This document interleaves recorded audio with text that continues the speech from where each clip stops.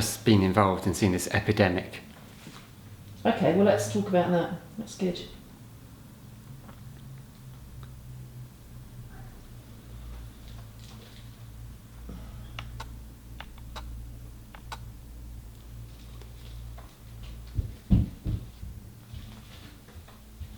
Paul Golden, take 10.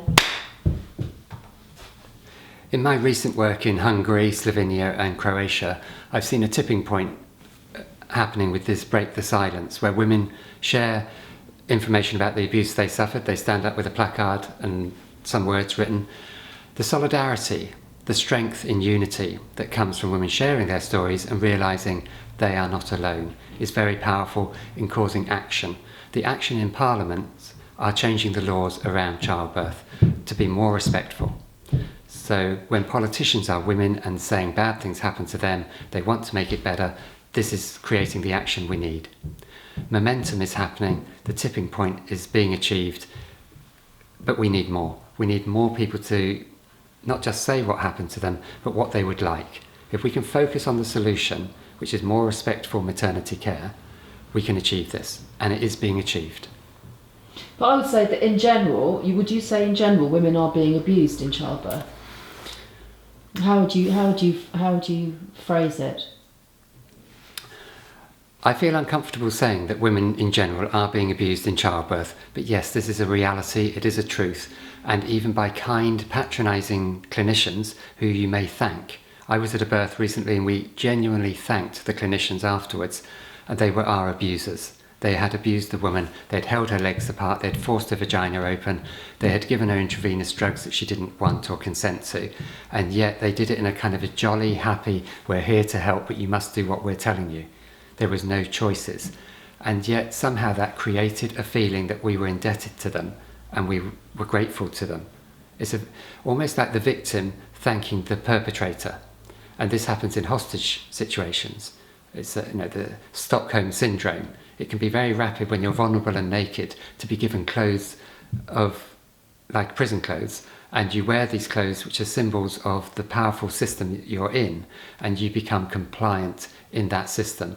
So some women afterwards feel uncomfortable as if they've been sexually violated, and yet at the time they're saying thank you and they're being compliant, like a rape victim would be.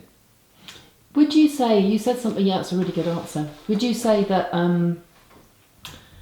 this idea of thanking the people who I want to hear myself say it. Go on. You said yesterday that in a home setting when something goes wrong, it's because it's at home, whereas in a hospital setting when something goes wrong, it's never the hospital that's blamed. It's more, oh, thank God we were here. Yeah.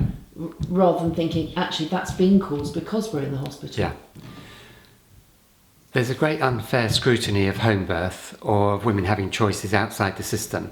If something's gone wrong or there's an adverse effect, say the woman bleeds a little bit extra and they've transferred into hospital, whatever it is, there's a small or a large vaginal tear. If that happened in hospital, there are very few investigations or recriminations. If anything happens in the home, the midwife is investigated.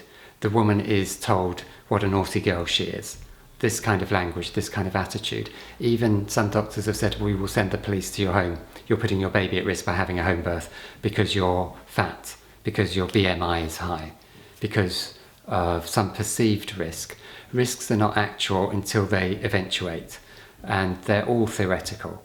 So everybody, as we talk about risk, could be classified high risk.